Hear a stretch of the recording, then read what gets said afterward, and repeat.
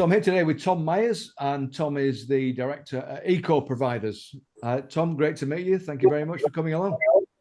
Thanks for having me. Good stuff. Tell us a bit about Eco Providers then.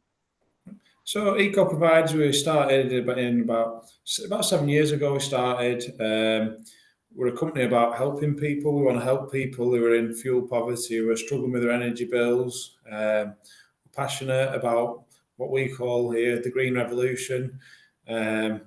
Trying to push towards net zero and really change England's housing stock. England has a really poor housing stock, efficiency-wise, and we're trying to bring Britain's housing stock up to a standard and help those who are struggling with bills. People don't necessarily realise that people can be in fuel poverty just because their home is so inefficient and so poor, and because of that, it's then leaving them in a financial difficulty. So we're all about helping people. So your customers then are the general public then, really? Yeah. We work nationwide, but yeah, we're looking to helping the general public, generally those who are in fuel poverty, so low income, maybe on benefits, and people who've got really inefficient heating sources. You find typically a lot of people who are in kind of like flats, who might be on like electric heaters, but this flat might have no insulation, no loft insulation, so they're sat there, putting £10-20 a day on a meter for electric, and that's leaving them in fuel poverty. They're literally spending everything they have to keep warm, and it's kind of a bit of a vicious cycle. So at that point, we go out to try find these people and try offer them a lifeline, try help them, and then obviously the landlord's benefiting because they're getting improvements to their EPC and the property is more efficient. But also this tenant, they're paying the rent and a modest amount on bills. They can actually live and not struggle. Absolutely, yeah. So what's the future look like? What are the opportunities ahead, and what are the challenges ahead? I suppose the challenge is fighting fuel poverty. At the minute, with the recent rise in energy bills, it's put a lot more people into that category. But we are out there. We are getting busier all the time. We're treating more and more properties.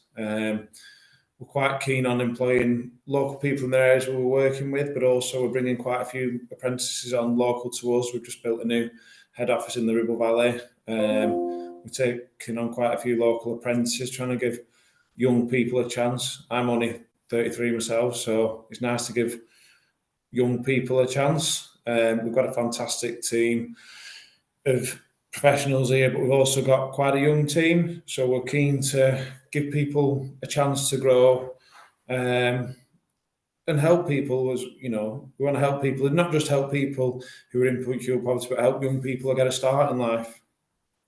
Good stuff. So bright future ahead. Yeah, definitely. Yeah. We've gone from strength to strength over the last 7 years. We've recently had a buyout, so I'm the sole director, which I'm really proud of. I've got a fantastic management team. Year on year, we're just, growing and growing, because it's a big industry, this. And like it is, as I said before, we call it the green revolution here, where everything now is changing, solar, whether it's solar panels, whether it's heat pumps, insulation, it's not just about renewable heat sources, it's about reducing the heat demand in the property, whether we can insulate it so that property needs less. But yeah, there's so much new technology and it's changing all the time that, things are coming on, really fast this last 5 years, and I think it's going to keep growing and growing. And you're helping the environment at the same time. Brilliant. Yeah, obviously, yeah, we're all about the environment. I mean, like we've just put 60 kilowatt system on the roof here at the new head office. So most days, providing there's decent, it's not really overcast. Most days we're running, completely off grid. We have battery storage as well. Mm-hmm. But yeah, the impact. People have realised now that the environment's important, and the impact we're having on it, and some of the fossil fuels. It's just not sustainable. Yeah, we're all about building a sustainable future for the Great Britain, but also for the local people. We're really trying to help more local people as well where we can. Great, great. There's a few. So, sorry, go ahead. There's a few opportunities recently to help more people within Lancashire. So really trying to kind of, help those close to us. Good stuff. So in the 7 years you've been in operation, Tom, what have been the key learnings for you over that time?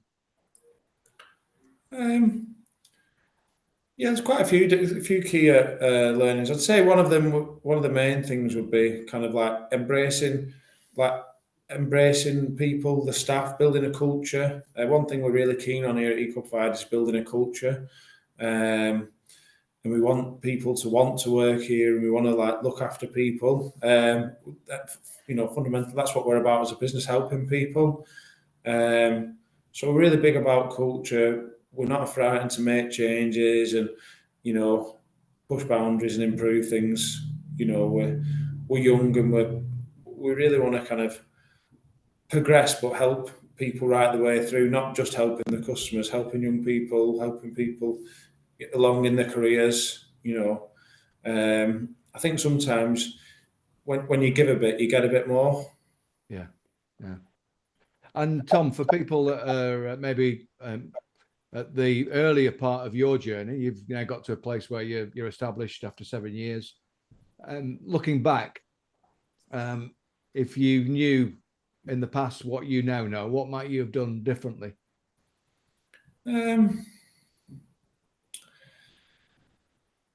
I'd say one of the biggest mistakes is probably, not being more thorough. I'd say, dotting the I's, crossing the T's, just being a little bit more thorough. I think in business, there's always bits that come back to bite you. But that's experience, isn't it? Reading your small print and just checking through your finer detail, because sometimes you think that everyone's out, to help you, and questioning things as well. When you're young, you don't always question everything, do you?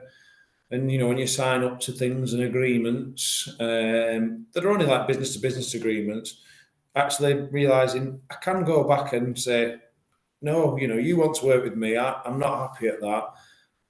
So many, when you're young, you sign contracts because that's what they offer up, and you think that you can't go back to them and say, actually, this isn't in my interest, change this, and I'll sign it. And just, do you know what I mean? A little bit of, but that's experience as well, isn't it? But Challenging the status quo, eh? Yeah. Absolutely, yeah. Brilliant. That's awesome, Tom. Thank you very much. Really appreciate that, and all the best for the future. No, thank you very much.